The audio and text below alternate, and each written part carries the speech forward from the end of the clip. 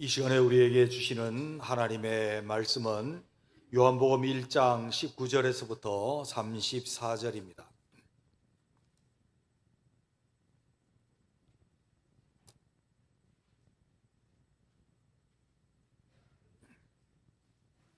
제가 봉독합니다. 유대인들이 예루살렘에서 제사장들과 레위인들을 요한에게 보내어 내가 누구냐 물을 때에 요한의 증언이 이러하니라. 요한이 드러내어 말하고 숨기지 아니하니 드러내어 하는 말이 나는 그리스도가 아니라 한데 또 묻되 그러면 누구냐 내가 엘리야냐 이르되 나는 아니라 또 묻되 내가 그 선지자냐 대답하되 아니라 또 말하되 누구냐 우리를 보낸 이들에게 대답하게 하라. 너는 내게 대하여 무엇이라 하느냐 이르되 나는 선지자 이사야의 말씀과 같이 주의 길을 곧게 하라고 광야에서 외치는 자의 소리로라 하니라. 그들은 바리새인들이 보낸 자라. 또 물어 이르되 내가 만일 그리스도도 아니요 엘리야도 아니요 그 선지자도 아닐진데 어찌하여 세례를 베푸느냐. 요한이 대답하되 나는 물로 세례를 베풀거니와 너희 가운데 너희가 알지 못하는 한 사람이 있었으니 곧 내 뒤에 오시는 그이라. 나는 그의 신발끈 풀기도 감당하지 못하겠노라 하더라. 이 일은 요한이 세례 베풀던 곳 요단강 건너편 베다니에서 일어난 일이니라. 이튿날 요한이 예수께서 자기에게 나오심을 보고 이르되 보라 세상 죄를 지고 가는 하나님의 어린 양이로다. 내가 전에 말하기를 내 뒤에 오는 사람이 있는데 나보다 앞선 것은 그가 나보다 먼저 계심이라 한 것이 이 사람을 가리킴이라. 나도 그를 알지 못하였으나 내가 와서 물로 세례를 베푸는 것은 그를 이스라엘에게 나타내려 함이라 하니라. 요한이 또 증언하여 이르되 내가 보매 성령이 비둘기같이 하늘로부터 내려와서 그 위에 머물렀더라. 나도 그를 알지 못하였으나 나를 보내어 물로 세례를 베풀라 하신 그이가 내게 말씀하시되 성령이 내려서 누구 위에든지 머무는 것을 보거든 그가 곧 성령으로 세례를 베푸는 이인 줄 알라 하셨기에 내가 보고 그가 하나님의 아들이심을 증언하였노라 하니라. 아멘. 세례 요한은 사실 특별한 사람이었습니다. 그는 어머니 뱃속에 있을 때부터 성령에 충만한 자였고 특별히 주님께서 주의 길을 예비하는 자로 쓰시기 위해서 사용하셨습니다. 주님보다 먼저 6개월 전에 이 땅에 태어났고 그의 사역은 말라기 맨 끝에 구약의 맨 끝에 말한 것처럼 그가 아버지의 마음을 자식에게 자식의 마음을 아버지에게 돌리는 회개의 세례를 베풀었던 자입니다. 그래서 그가 공생애를 시작하면서 이렇게 선포했습니다. 회개하라 천국이 가까이 왔느니라. 주님과 똑같은 말을 하면서 시작을 했고 그는 에논에서 곧 요단강에서 세례를 베풀었습니다.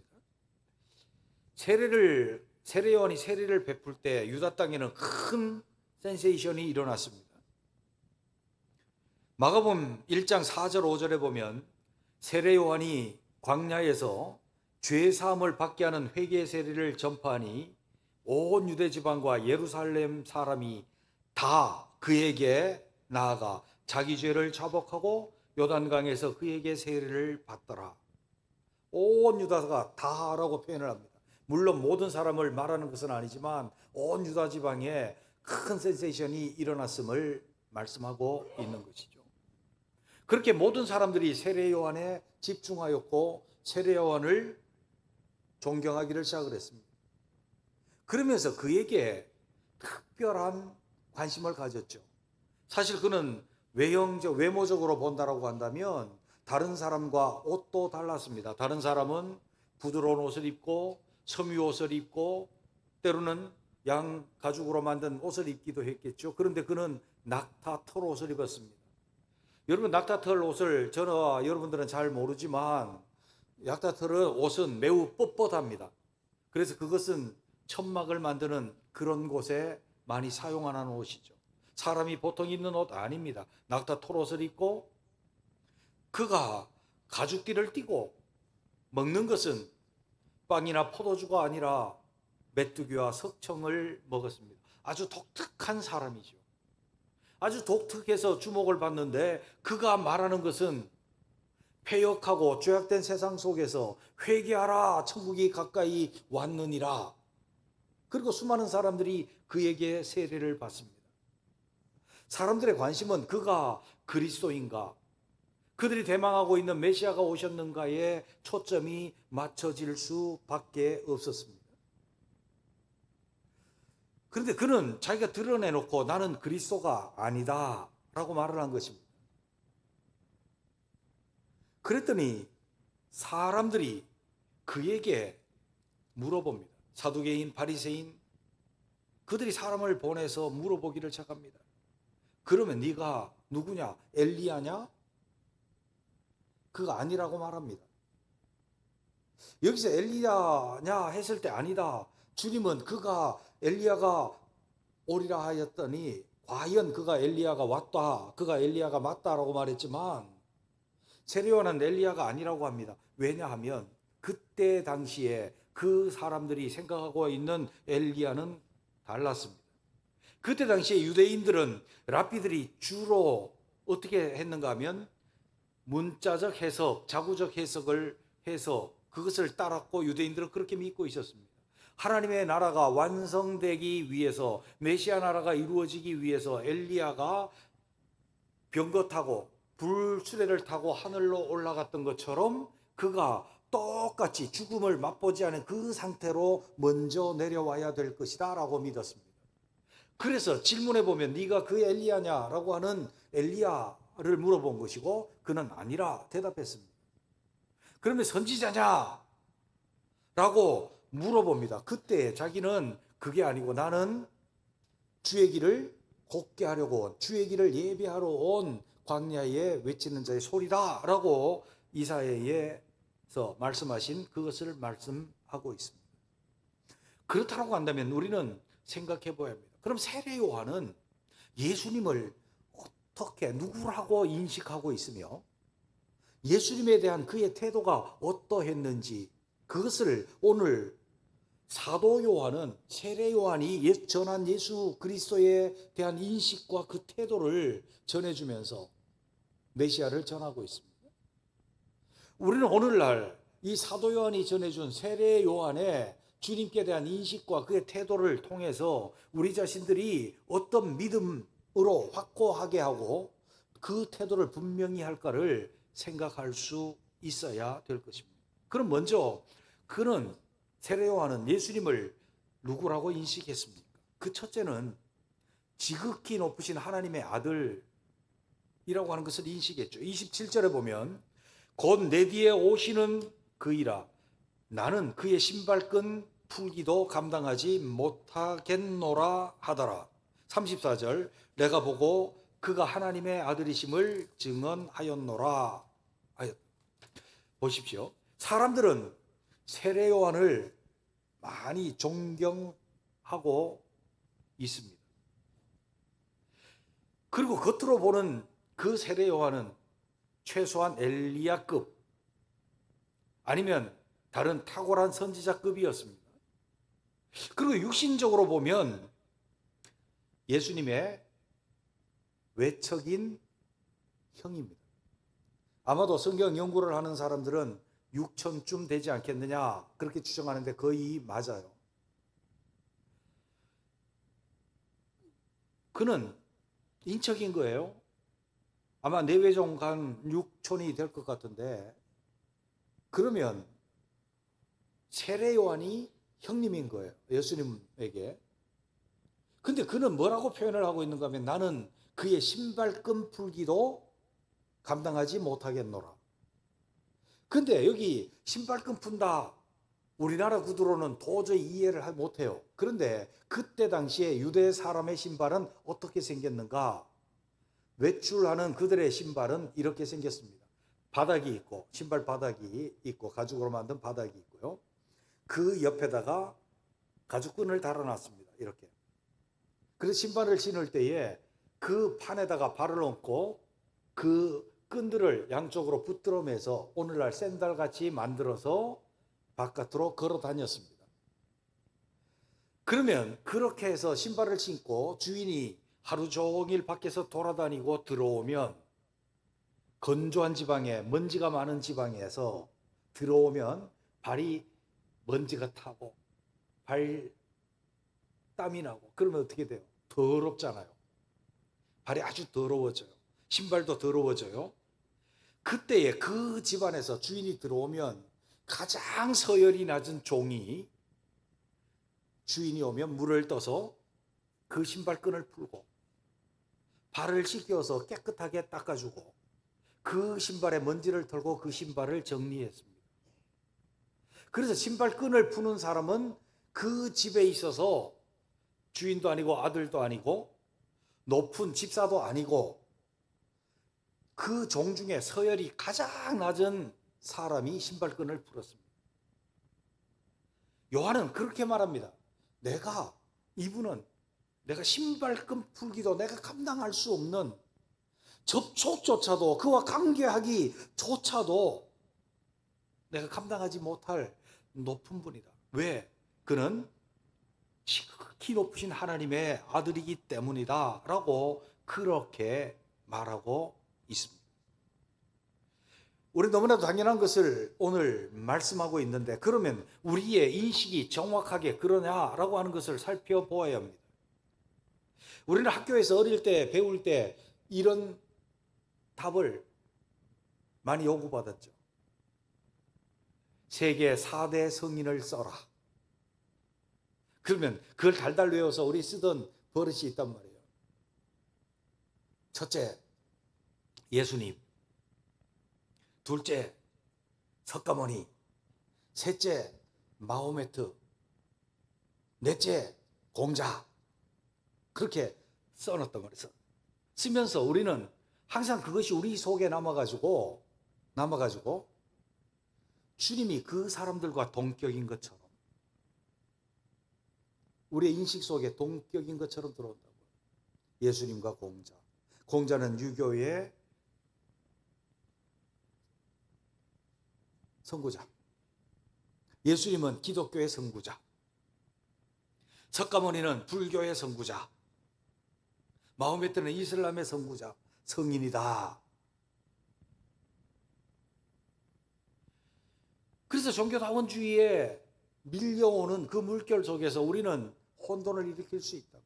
우리는 유일하신 하나님이며 말씀이신 하나님이며 이 땅의 성육신에서 말씀이 육신이 되어 오신 하나님의 아들, 지극히 높으신 오직 유일하신 하나님, 바로 그분이 우리 주 예수 그리스도이므로 우리는 그 앞에서 신발끈 풀기도 감당하지 못할, 주님은 나와 신분이 다른 하나님이심을 다시 인식할 수 있는 우리가 되시기를 주님의 이름으로 축원합니다. 다원주의 시대는 다 동급으로 놓고 보고 있어요. 다 동급으로 놓고. 예수님도 다른 성인들과 동급이고 사람들도 동급이고 내 마음속에서 내가 받아들여야 내주고 받아들이지 않으면 주님은 나와 관계없고 이 세상과 관계없고, 이것이 다원주의 시대라고 한다면 우리는 다시 우리들을 돌아보면서 주님은 유일하신 지극히 높으신 하나님의 아들입니다 라고 고백하고 인식했던 세례 요한의 이 복음을 받아들일 수 있는 저와 여러분이 되시기를 주님의 이름으로 축원합니다. 두 번째로 세례 요한이 어떻게 예수님을 인식했습니까? 세상 죄를 지고 가는 하나님의 어린 양으로 인식했습니다. 29절에 이튿날 요한이 그 질문을 받은 그 이튿날 요한이 예수께서 자기에게 나오심을 보고 이르되 보라 세상 죄를 지고 가는 하나님의 어린 양이로다. 아멘. 예수님께서 자기에게 그 세례를 주고 있는데 예수님께서 나오심을 보고, 그래 여기 그 나오심을 보고라고 하는 게요, 한국말로는 도저히 표현할 수 없는데, 에르코메논이라고 하는 이 단어는요, 에르코마라고 하는 단어에, 여러분 보세요, 이거 저도 참 굉장히 어려운 거고 여러분들도 어려운데요, 현재 중간태나 수동태로 쓸 수 있는 문법에 보면요, 헬라어에 특이한 게 있는데 디포넌트 태라고 하는 게 있어요. 이게 무슨 표현, 여러분 다 모르셔도 돼요. 저도 잘 몰라요. 근데 이러한 태를 쓸 때는요, 지금 현재에 이렇게 확 이렇게 나타나는 것을 말해요. 나타나는 걸 말해요. 과거도 아니고 현재 수동태도 아니고요, 이렇게 확 나타나서 나를 사로잡는, 그럴 때 쓰는 게 디포넌트 태라고 말을 하는데, 주님께서 지금 이 세례 요한이 전하는 게 주님께서 오시는데 다른 사람들 속에 섞여서 잘 모르게 이렇게 오는 게 아니고요, 주님께서 오실 때 쫙 이렇게 막 실감나게 딱 다가오는 거예요. 그 광경 속에서 세례 요한이 뭐라고 했는가 하면, 보라! 세상 죄를 지고 가는 하나님의 어린 양이로다. 여기 보라라고 하는 단어, 이데라고 하는 단어는요, 그냥 명령어처럼 보이지만 명령어가 아니고요, 감탄사입니다. 감탄사예요. 막 봐라, 봐라, 봐라, 세상 죄를 지고 가는 하나님의 어린 양이로다. 감탄과 한의와 그 놀라움을 담아갖고 봐라, 그렇게 말하는 거예요. 세례 요한이 어떻게 했는가 하면, 예수님이 확 다가와요. 세상 죄를 지고 가는 하나님의 어린 양으로 다가와요. 그는 막 표현하는 거예요. 감격에 젖어서 모든 사람들에게 막 봐라, 세상 죄를 지고 가는 하나님의 어린 양이로다. 유대 사람들은요, 어린 양에 대한 개념이 명확해요. 애굽 땅에 있을 때 유월절, 어린 양의 피를 문설주와 문인방에 발랐을 때 하나님의 심판, 죽음의 사자가 그 피를 믿고 그 피를 바른 그 집은 넘어갔어요. 유월했어요. 그래서 유월절이에요. 그런데 안 믿고 그것을 바르지 않는 사람들에게는 심판과 죽음의 사자가 와서 똑같이 장제의 죽음을 맛보게 했죠. 그래서 어린 양을 알아요. 신의 산 언약에 있어서 어린 양의 의미를 알아요. 그 죄를 대속함이에요. 근데 오늘 본문 말씀에 보면 세상 죄를 지고 간다라고 하는 말은요, 그냥 우리 말로는 지고 간다 이렇게 표현이 돼서 실감이 덜 나는데,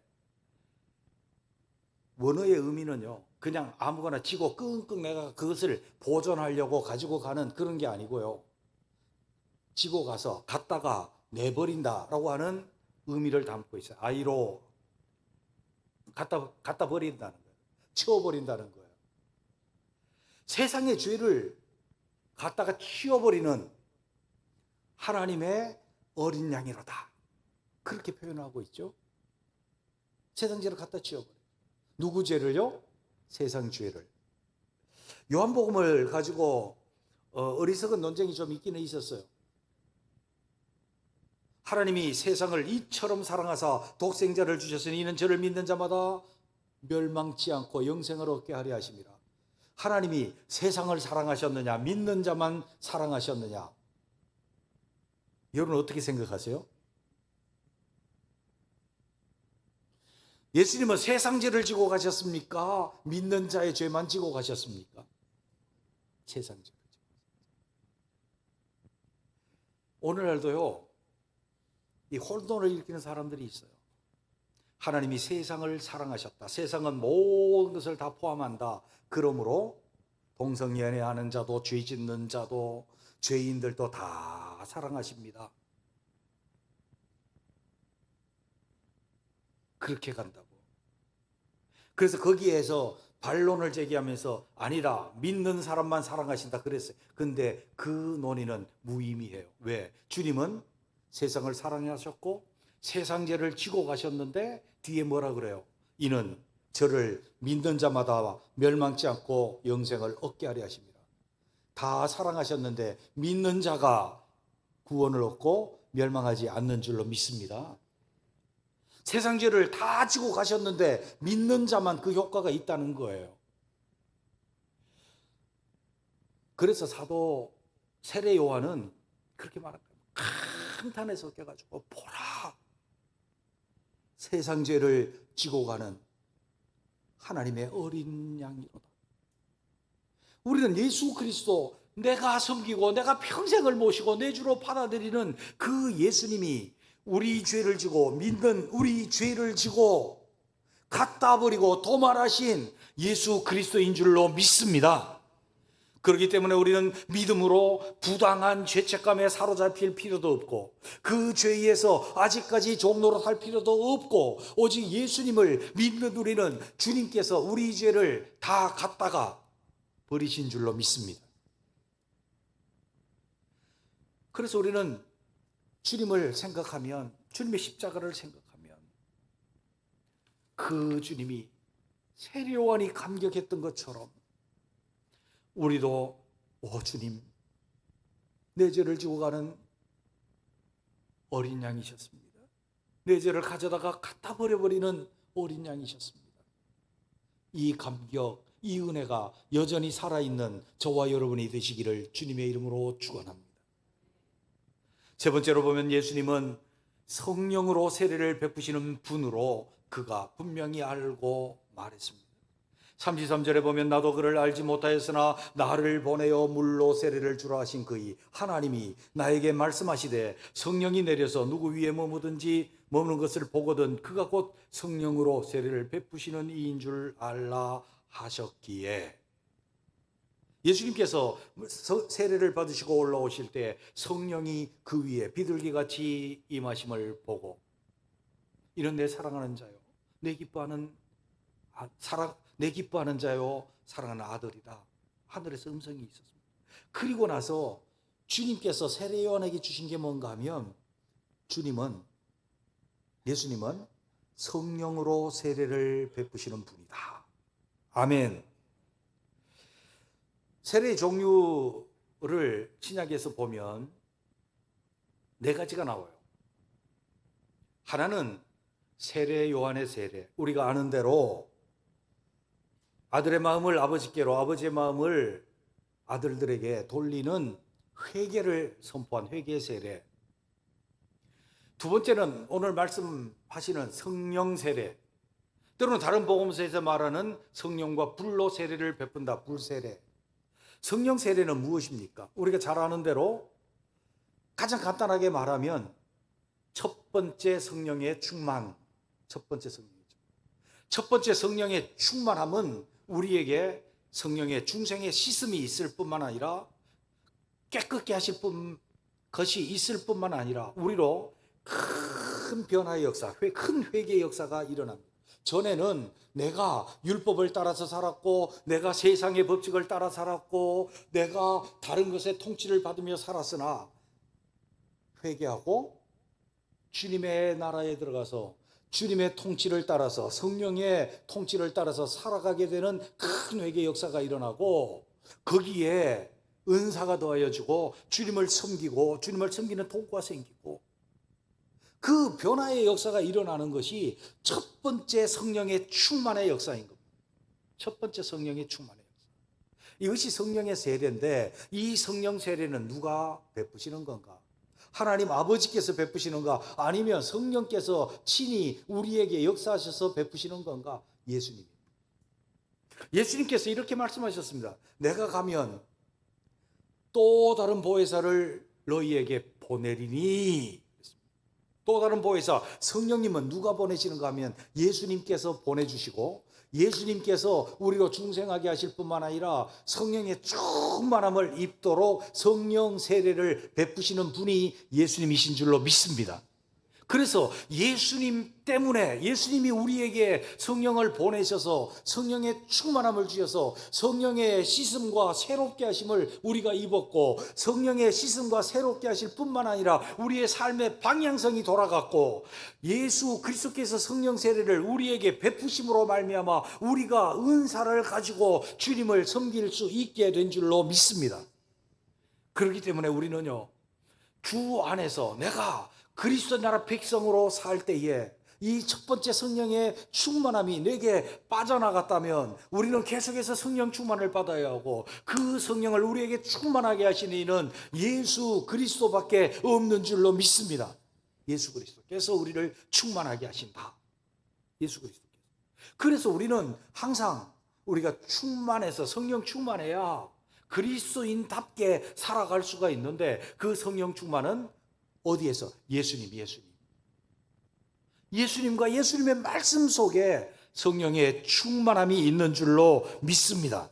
왜? 그가 성령으로 세례를 베풀고 성령으로 충만을 우리에게 주시는 분이니까. 성령 이야기하면서 예수 없으면 귀신이 들어온다고. 네, 여러분 보세요. 웃지도 않아요. 웃지도 않아. 보세요. 내가 영으로 충만해야 된다고 영적인 거 막 이야기하면서 예수님 빼놓고 이야기하면, 예수님 없는 영이 귀신이요, 성령이요? 귀신이지. 예수님께서 끊임없이 보내주시는 영이 성령님이에요. 하나님의 일곱 보좌와 예수님으로부터 영원히 나오시는 영이 성령님이신 줄로 믿습니다. 그래서 예수님이에요. 우리가 예수님께 집중할 때 그 첫 번째 성령의 세례를 받았을 뿐만 아니라 성령의 충만을 유지하게 될 줄로 믿습니다. 세례 요한은요, 예수님이 누구냐? 지극히 높으신 하나님의 아들입니다. 예수님은 어떤 분이냐? 세상 죄를 지고 가는 하나님의 어린 양입니다. 내 죄와 관련해서 우리는 고백해야 합니다. 인식해야 합니다. 예수님은 성령으로 세례를 베푸시는 분이다. 불세례 해야죠. 불세례 안 했네. 불세례는 두 가지 의미로 써요. 하나는 성령으로, 불과 같은 성령께서 우리의 모든 죄악을 태우시고 도말하신다. 또 한 가지 의미는 악인들 불로 심판하시고 소멸하신다. 마지막에 한 가지 세례는 우리가 받는 예수 이름으로 인쳐지는, 그래서 우리가 옛사람이 죽고 하나님께 대해서 사는 그 세례로, 로마서 6장에 나타나는 우리가 교회에서 예식으로 인치는 그 세례, 그것을 말하죠. 예수님은 성령으로 세례를 베푸시는 분입니다. 그러면 이렇게 예수님을 인식한 세례 요한의 태도는 어떠했습니까? 그 첫째는 그의 앞에 지극히 겸손해졌습니다. 할렐루야. 겸손해졌습니다. 27절, 내 뒤에 오시는 그이라 나는 그의 신발끈 풀기도 감당하지 못하겠노라. 주님의 지극히 높으심, 그것을 바라본 그는 자기가 주님 앞에 어떤 자임을 인식합니까? 신발끈 풀기도 감당하지 못한 자다. 겸손입니다. 그리스도인의 첫째 품성도 겸손입니다. 겸손해야 온유도 나오고 겸손해야 기쁨도 나옵니다. 왜요? 겸손이 근본은 뭡니까? 내가 하나님 나라에서 하나님의 통치를 받겠습니다 라고 하는 것이 겸손입니다.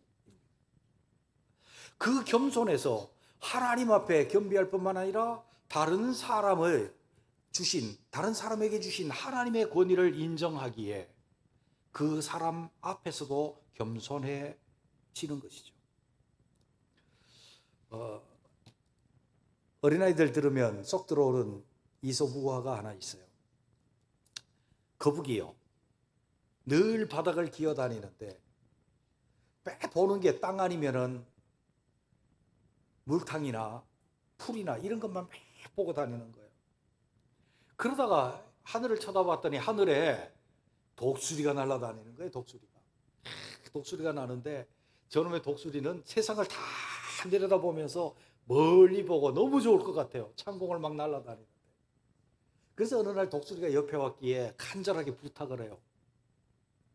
수리야 부탁이 하나 있는데 나 좀 들어서 저 높은 데로 한번 날 수 있도록 한번 해주라. 그랬더니 독수리가 어려울 것 없지 뭐 들어줄게. 그리고 두 발로 이 거북이를 딱 잡고 하늘을 납니다. 쫙 날아가는데 거북이가 너무너무 좋은 거예요. 너무너무 좋아. 세상이 다 보여. 자기 맨날 바닥만 기어다니다가 세상이 쫙 보이고 높은 곳에 있으니까 너무너무 좋은 거예요.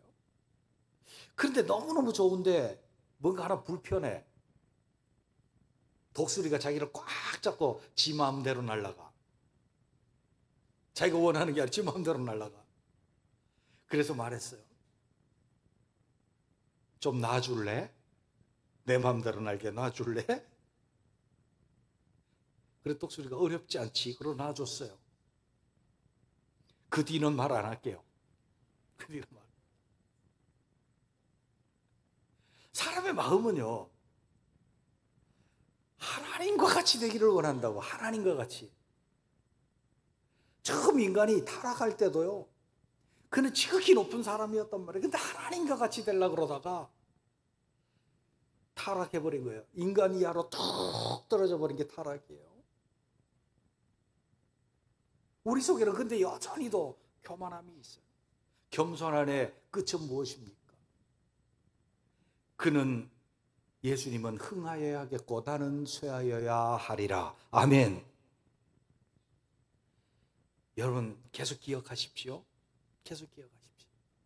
교만한 자는 자기의 권리를 말하고 권리를 주장하고, 겸손한 자는 마땅히 해야 할 바를 생각합니다. 아멘.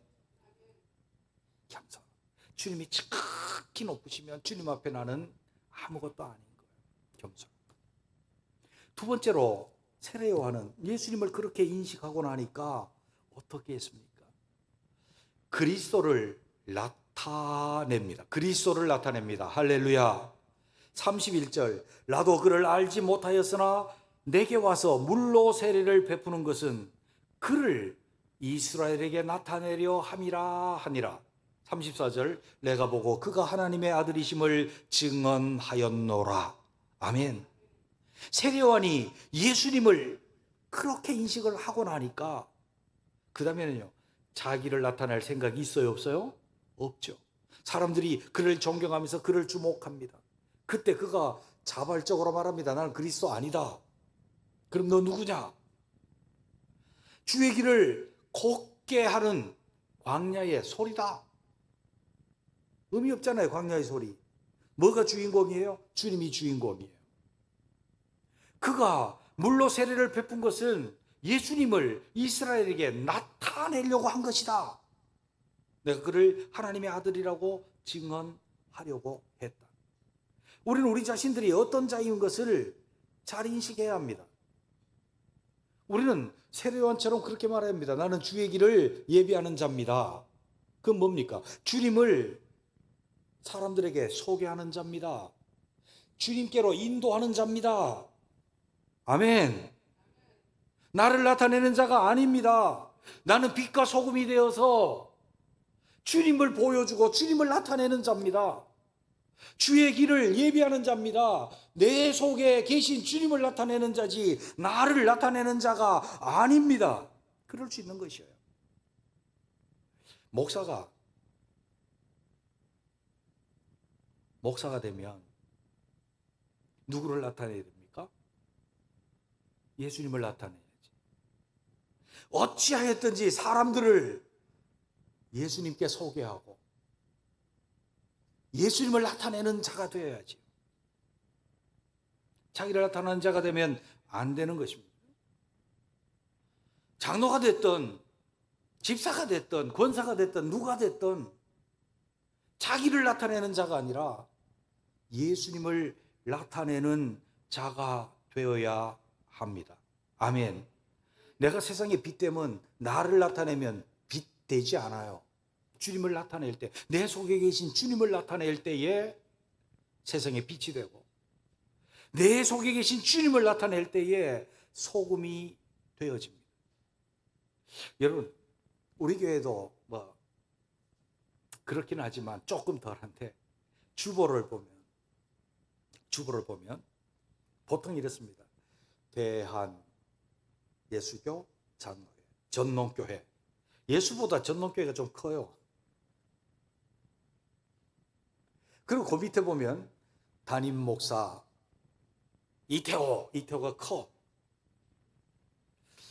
그래서 그게 참 주님 앞에 죄송스러워갖고 저는 올 때부터 그래도 밑에 조그만하게 썼어. 어디 있는지 잘 몰라. 어떤 사람들이 저보고 그래요. 이 목사는 교회에서 그렇게 파워가 없냐, 어떻게 이름이 그렇게 조그만하게 어디 보이지도 않는 데가 있냐, 장로님들이 그렇게 무섭냐 그래요. 그래서 그래 맞아 그랬어요. 아니요, 제 이름이 나타나기를 원하지 않았기 때문입니다. 주님이 나타났으면 좋겠어요. 주님이 나타났어요. 기본적인 것이지만 쉽지 않습니다. 사람은 언제나요 하나님과 같이 되기를 원하는 이생의 자랑거리가 사람들 속에 있습니다. 그래서요, 이 세대 가운데 예수님이 욕먹으면 그냥 조금 속상하고, 내 이름이 누구한테 모욕당하면 못 참을 정도로 불나고,